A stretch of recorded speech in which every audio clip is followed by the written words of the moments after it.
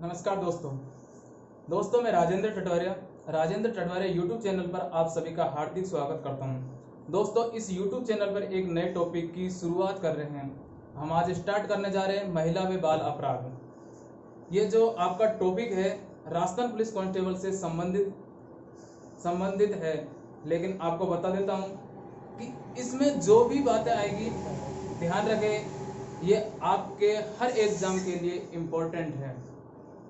मैं इस टॉपिक को करंट से जोड़कर पढ़ाऊंगा। जैसे वर्तमान में जो भी महिलाओं के बारे में कानून बने, जो कानूनों में बदलाव आए हैं, उन बदलावों को मैं आपके सामने लाऊंगा। महिला व बाल अपराध के संबंध में हम कुछ बातें अपराधों के बारे में संबंध में करेंगे। इनमें कुछ धाराएं हैं जो आपको याद रखनी है। उन धाराओं के तर्ज पर ही आगे किस टाइप के प्रश्न बनेंगे उसी को हम आधार मानेंगे। हेडिंग डालिए, महिला व बाल अपराध।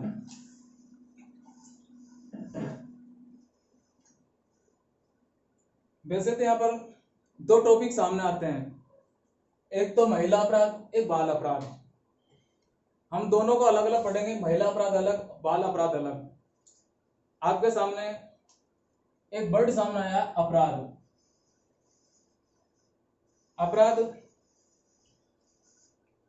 होते क्यों हैं, क्या है अपराध, इसके बारे में समझते हैं। अपराध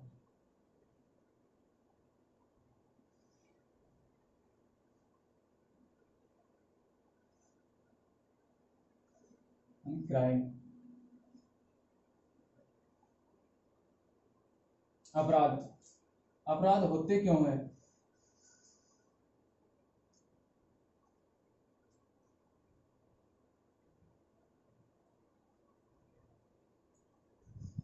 इसका मूल कारण, वैसे तो काफी कारण है इसके, लेकिन हम यहाँ पर मूल कारणों को पढ़ेंगे।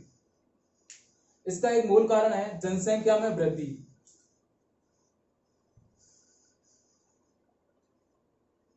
मूल कारण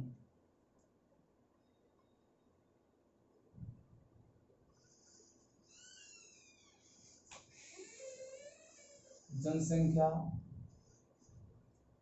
में वृद्धि। जनसंख्या में वृद्धि भी एक अपराध को जन्म देती है। जनसंख्या में वृद्धि अपराध को जन्म देती है। यदि हम जनसंख्या को नियंत्रित कर सके तो अपराधों पर भी हम नियंत्रित कर सकते हैं, अपराधों को काबू में ला सकते हैं अगर जनसंख्या को नियंत्रित कर सकते हैं तो।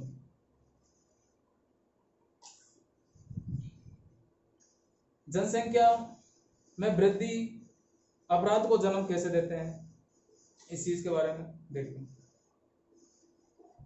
अगर जनसंख्या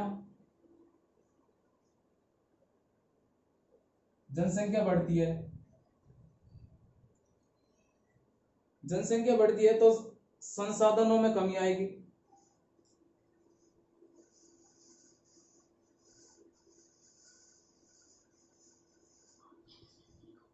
संसाधनों में कमी आएगी तो क्या होगा। संसाधनों में कमी आने से बेरोजगारी, संसाधनों में कमी आ जाएगी तो बेरोजगारी, इससे जो परिणाम निकलेगा बेरोजगारी।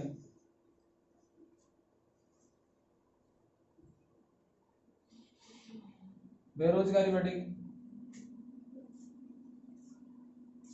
इससे जो परिणाम आएगा वो बेरोजगारी बढ़ेगी।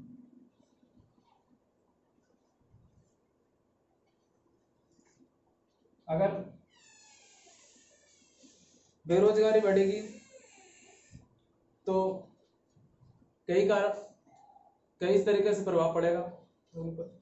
बेरोजगार बढ़ने से मूल प्रभाव है, इसके परिणाम है बेरोजगार बढ़ने से कि पोषण प्रभावित होएगा। मेन इससे एक मेन प्रभाव पड़ेगा, पोषण प्रभावित होगा।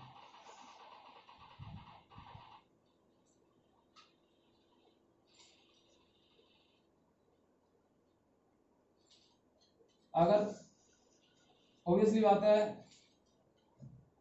पोषण प्रभावित होगा, पोषण प्रभावित होने से खान पान में कमी आएगी, और खान पान में कमी आएगी तो अपने शरीर की बात आ जाएगी, फिर शरीर में कमी आ जाएगी, शरीर में गिरावट आ जाएगी।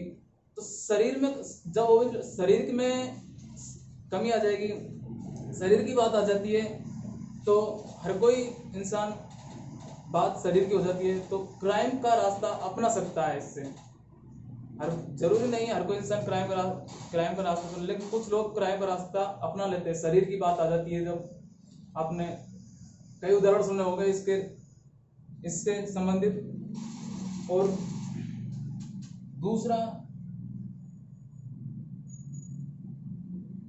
बेरोजगारी से दूसरा अपन की समाज से रिलेटेड ही जोड़ के चलो, समाज से जोड़ के चलो कि बेरोजगारी हो जाएगी तो समाज में काफी प्रभाव पड़ता है अपन को।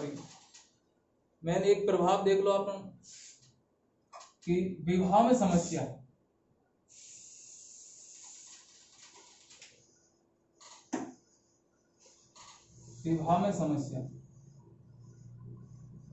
बेरोजगारी के कारण विवाह में समस्या भी आ जाती है। अब विवाह में समस्या आ गई तो व्यक्ति कुंठा का शिकार हो जाता है, कुंठा शिकार या फ्रस्ट्रेशन का शिकार हो जाता है, तो वो भी एक क्राइम का रास्ता अपना सकता है। ऐसे एक तीसरा कारण है इससे एक तीसरा परिणाम निकलता है बेरोजगारी से, जो मेन अपन के समाज में, अपन के आसपास, अपन के ऊपर ही लेकर देख लो कि बेरोजगार रहेगा तो सम्मान में कमी, व्यक्ति के सम्मान में कमी आ जाएगी।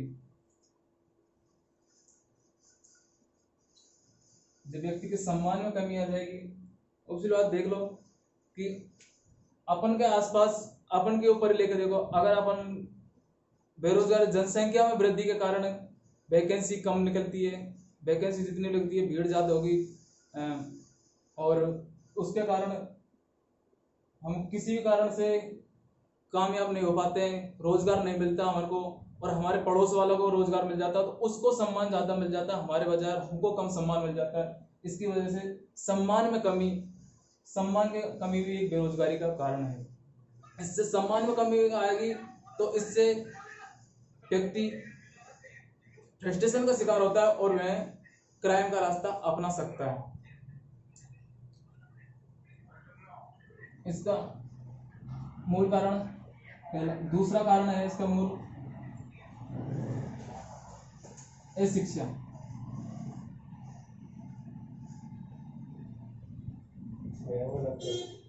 अशिक्षा भी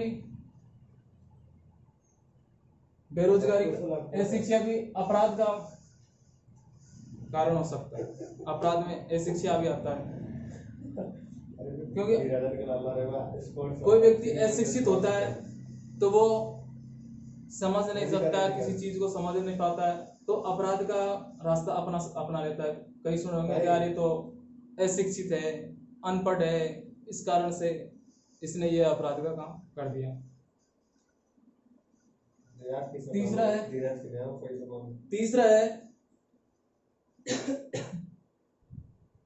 भावना का अभाव। तीसरा है भावना का अभाव।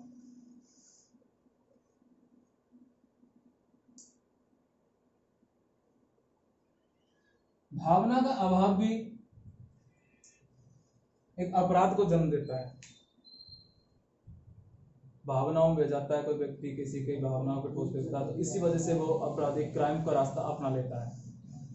तो ये मैंने कुछ क्राइम अपराध के बारे में आपको समझाने की कोशिश की, इस तरह से अपराध के बारे में, अपराध क्या होता है, तो इसको आप राइट डाउन कीजिए तब तक।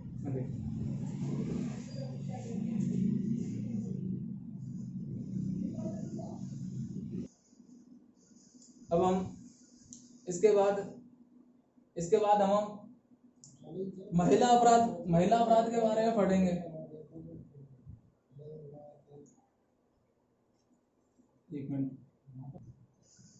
अब हम इसके बाद में महिला अपराध के बारे में पढ़ेंगे। महिला अपराध क्रिमिनल।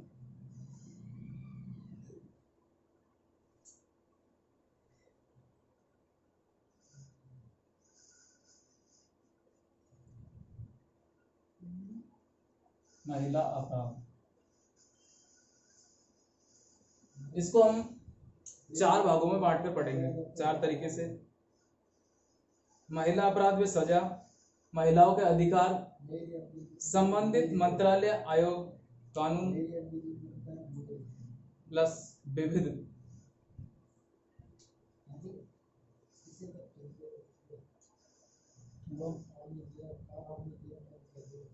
महिला अपराध व सजा।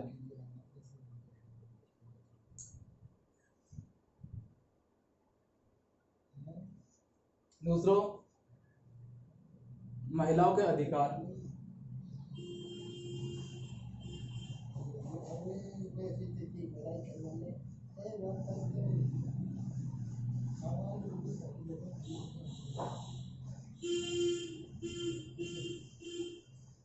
महिलाओं के अधिकार।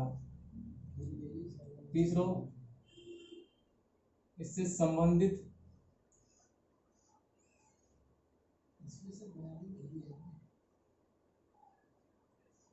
कानून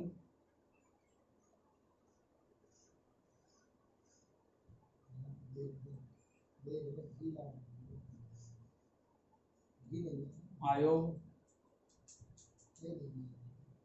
संबंधित कानून, आयोग व मंत्रालय।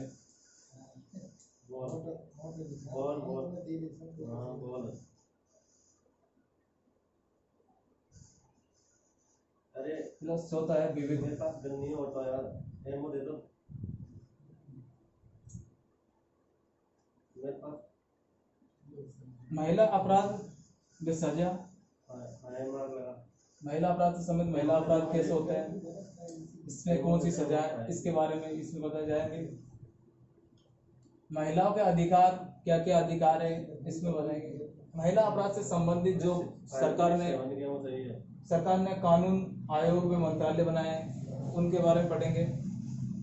और विविध में हम इससे संबंधित जो नए कानून बने हैं, नए जो बदलाव आए हैं, कुछ करंट से रिलेटेड जो भी घटनाएं हुई है, नई घटना, उन घटनाओं को हम विविध में पढ़ेंगे। इस टॉपिक को पढ़ते समय एक शब्द आपके सामने आएगा, आईपीसी। आईपीसी शब्द आएगा। 8 बंदे हमारे, 8 बंदा आईपीसी।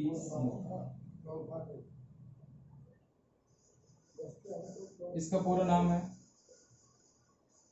इंडियन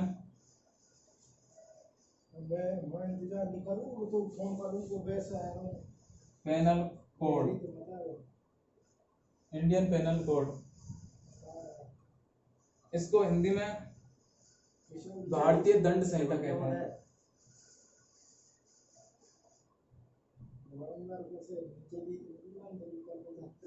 दंड संहिता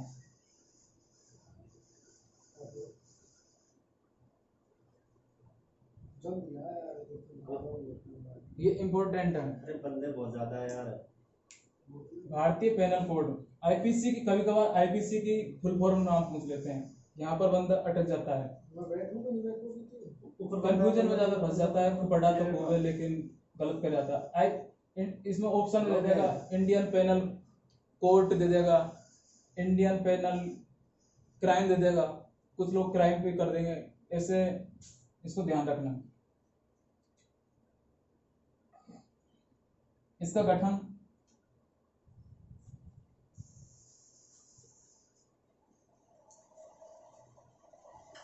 सन 1860 में हुआ।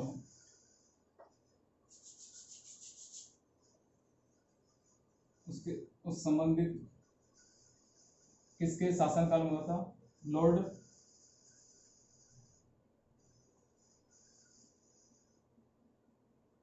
कैनिंग के द्वारा। लॉर्ड कैनिंग के द्वारा इसका गठन हुआ। लॉर्ड कैनिंग पर एक सदाबहार क्वेश्चन आता है, हमेशा आता है। लॉर्ड कैनिंग के बारे में जानते हो? 1857 की क्रांति के समय भारत का गवर्नर जनरल लॉर्ड कैनिंग था। इसका मुख्य उद्देश्य, किस उद्देश्य से बनाया गया है? ये उद्देश्य इसका अपराध के लिए सजा निर्धारित करना। अपराध के लिए सजा निर्धारित करना।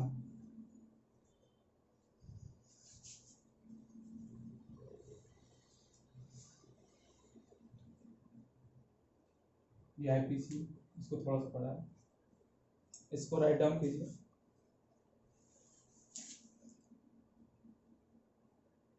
एक मिनट। ये इसके बाद में हम कुछ अपराध आईपीसी की धारा और सजा के बात करूंगा।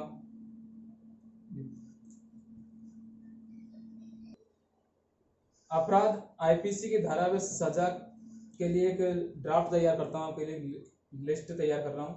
देखिए,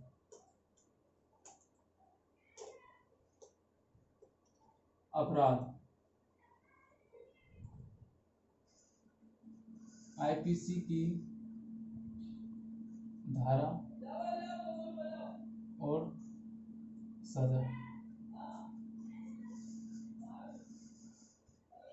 पहला है, किसी लड़की को देख के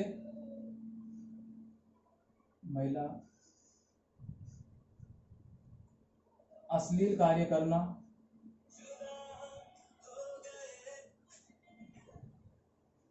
अश्लील कार्य करना या गाना गाना।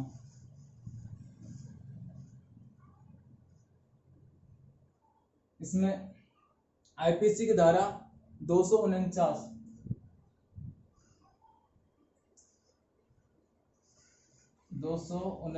के तहत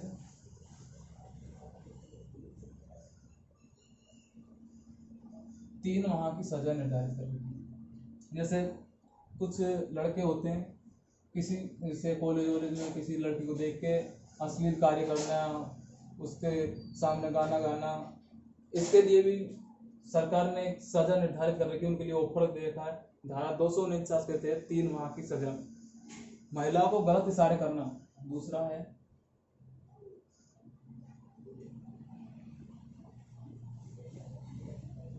महिलाओं को गलत इशारे करना, गलत इशारे करना। धारा 509 के तहत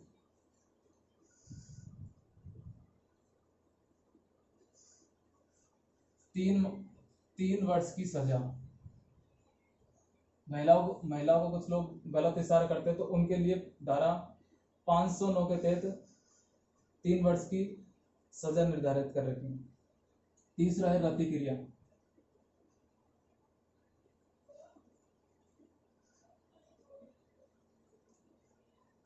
धारा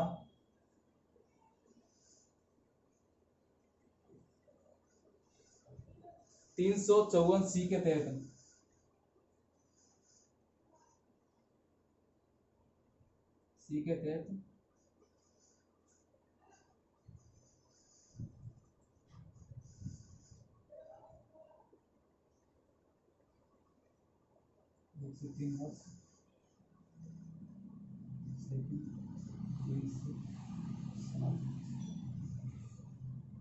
वर्ष की सजा। जैसे रति क्रिया क्या होती है, इसके बारे में देखिए।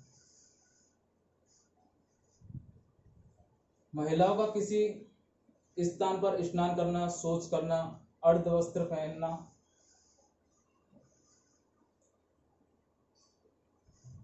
महिलाओं का किसी स्थान पर स्नान करना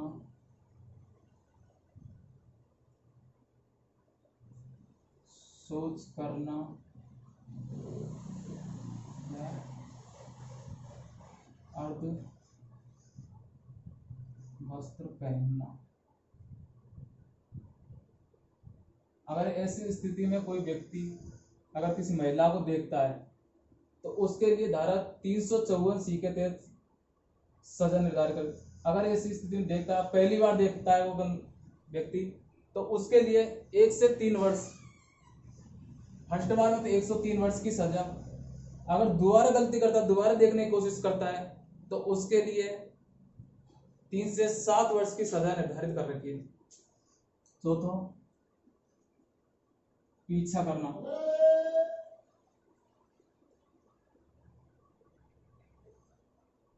पीछा करना धारा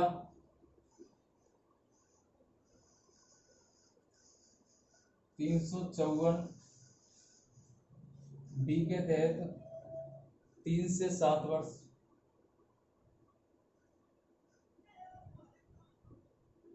3 से 7 वर्ष की सजा। अगर किसी लड़की का, किसी महिला का पीछा करता है कोई व्यक्ति, तो उसके लिए धारा 354 डी के तहत 3 से 7 वर्ष की सजा निर्धारित। 5वां, निर्वस्त्र करना। निर्वस्त्र करना धारा 354 बी के तहत 3 से 7 वर्ष की सजा। अगर किसी महिला को निर्वस्त्र कर देते हैं तो इसके लिए 3 से 7 वर्ष की धारा 354 बी के तहत 3 से 7 वर्ष की सजा निर्धारित करनी है। छठा है यौन उत्पीड़न। यौन उत्पीड़न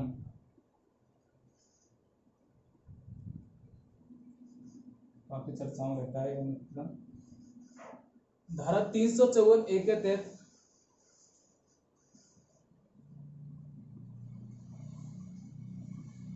के तहत 3 से 7 वर्ष की सजा निर्धारित कर रखी है।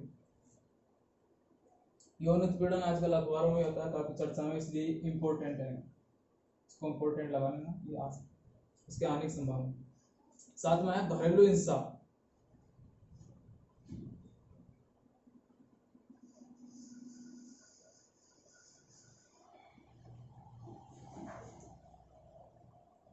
घरेलू हिंसा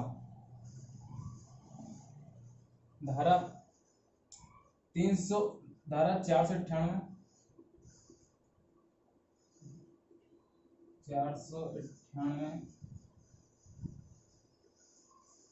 ए के तहत 3 वर्ष की सजा।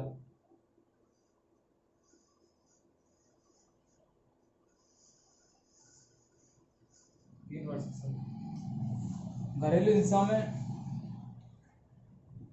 जैसे दहेज के लिए प्रताड़ित करना, घरेलू हिंसा के लिए दहेज के लिए प्रताड़ित करना। और दूसरा है आर्थिक कमजोर,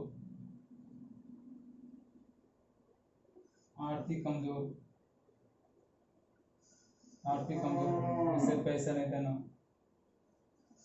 घरेलू कोर्ट में कभी सुना होगा, अखबारों में कोर्ट के हवाले से आता है कि कोई व्यक्ति या उसकी पत्नी को पैसे ऐसे नहीं दे रहा, तो उसके लिए कोर्ट आदेश देता है इसकी आर्थिक मदद की जाए। ऐसे एक नोट डाल के लिखो,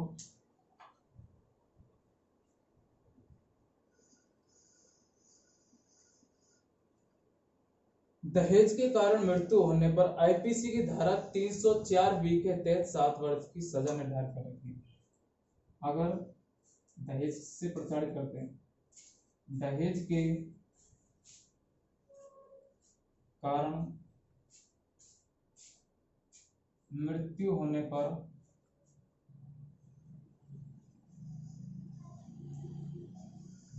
धारा आईपीसी की धारा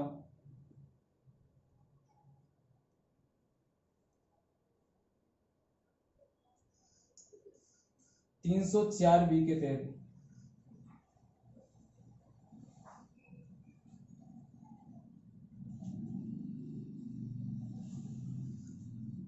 7 वर्ष की सजा।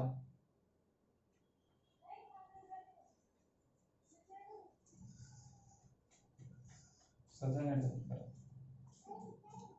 अगर दहेज के कारण किसी महिला की मृत्यु हो जाती है होने पर आईपीसी की धारा 304 बी के तहत 7 वर्ष की सजा निर्धारित कर रखी है। लेकिन यहाँ पर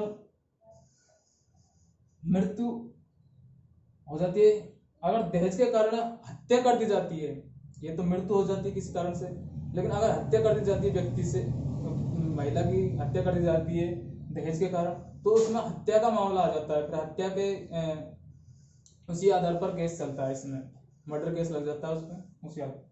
तो इसको राइट डाउन कीजिए जब तक मैं उतार लूँ।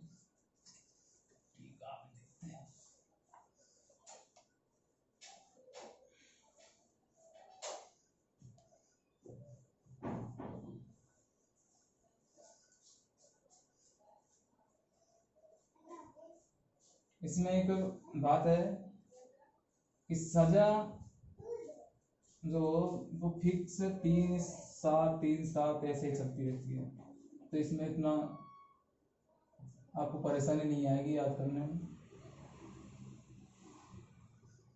अब इसके बाद में अपहरण 8वां नंबर।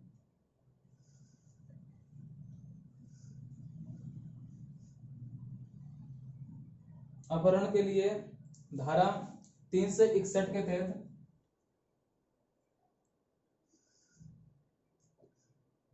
7 वर्ष की सजा। अपहरण प्लीज 9 आ जाता है विवाह के लिए बात करना, किसी महिला को विवाह के लिए बाध्य करना, इसके लिए भी धारा निर्धारित कर रखी है। धारा 366 के तहत 366 के तहत 10 वर्ष की सजा। अगर आप किसी महिला को, किसी लड़की को विवाह के लिए बाध्य करते हैं तो उसके लिए धारा 366 के तहत 10 वर्ष की सजा। अवैध मानव व्यापार 10वां, अवैध मानव व्यापार धारा 370 के तहत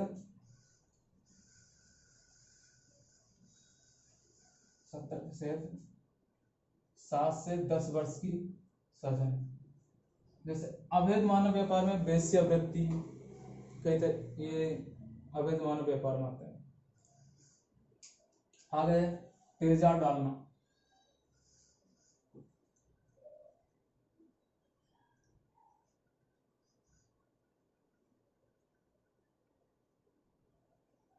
तेजाब डालना धारा 326A-B के तहत 10 वर्ष या आजीवन कारावास।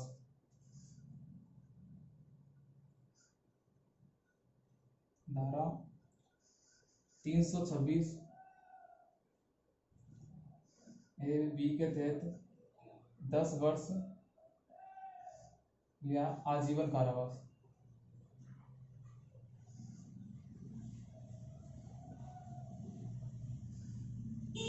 आजीवन कारावास। अगर किसी, ये भी बहुत घिनौना अपराध है तेजाब डालना। 12 बलात्कार,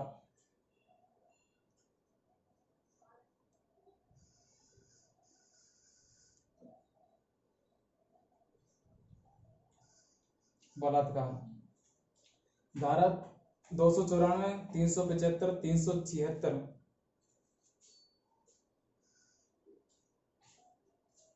294, 375, 376 के तहत 7 वर्ष या आजीवन कारावास,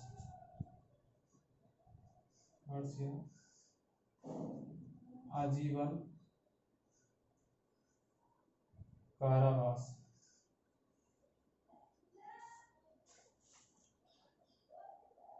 बलात्कार भी एक बहुत मौन अपराध है। इसके लिए सिचुएशन के आधार पर सजा निर्धारित कर रखी है। यहाँ पर एक शब्द देखते होंगे बार बार, अखबारों में भी, न्यूज पे भी, सब पे भी, गैंगरेप।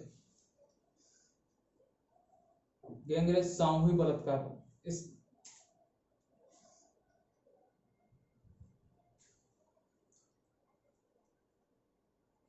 गैंगरेप है सामूहिक बलात्कार।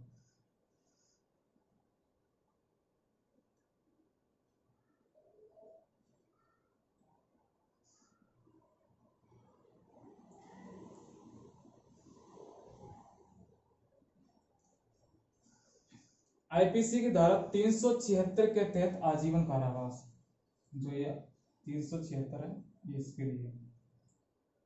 आईपीसी की धारा 376 के तहत आजीवन कारावास।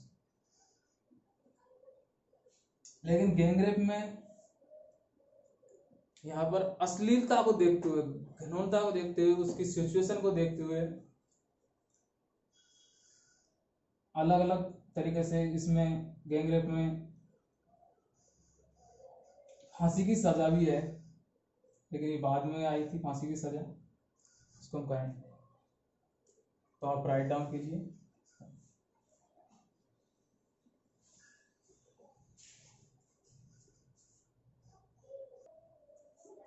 कर लिए राइट डाउन। इसके बाद में हम कुछ सोशल मीडिया पर चर्चा करेंगे। सोशल मीडिया, व्हाट्सएप, फेसबुक, इसके तहत महिलाओं को अश्लील मैसेज भेजना, उनकी तस्वीर वायरल करना, उसके बारे में, उस पर क्या सजा निर्धारित कर रखी है, उसके बारे में देखते हैं। इंटरनेट के माध्यम से महिला उत्पीड़न। इंटरनेट के माध्यम से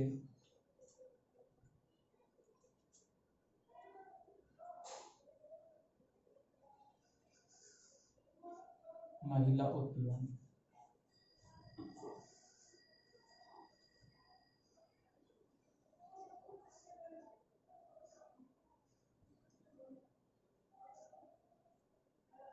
जैसे कुछ लोग होते हैं इस वजह से किसी के नाम से सिम ले आते हैं और उसके थ्रू महिलाओं को अश्लील मैसेज भेजना, ये काम करते हैं। जैसे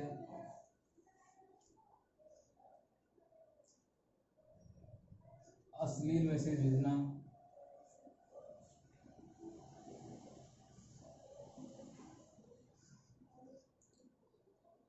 तस्वीर वायरल करना,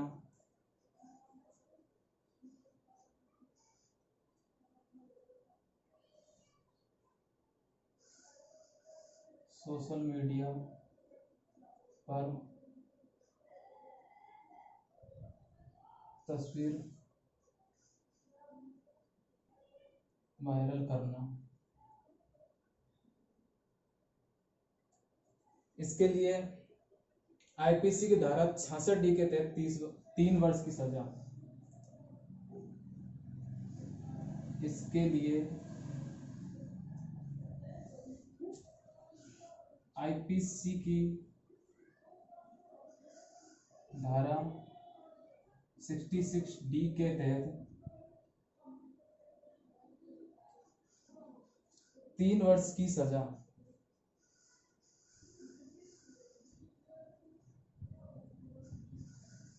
निर्धारित कर रही है इंटरनेट के माध्यम से। इसे राइट डाउन कीजिए।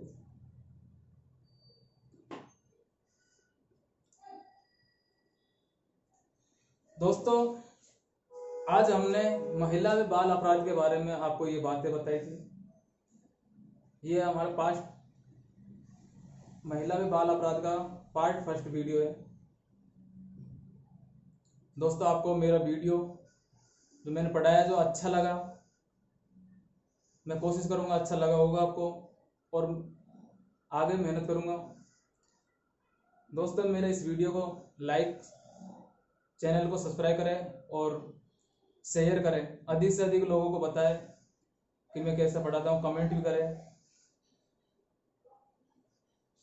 ठीक है दोस्तों, आज के लिए इतना ही काफ़ी।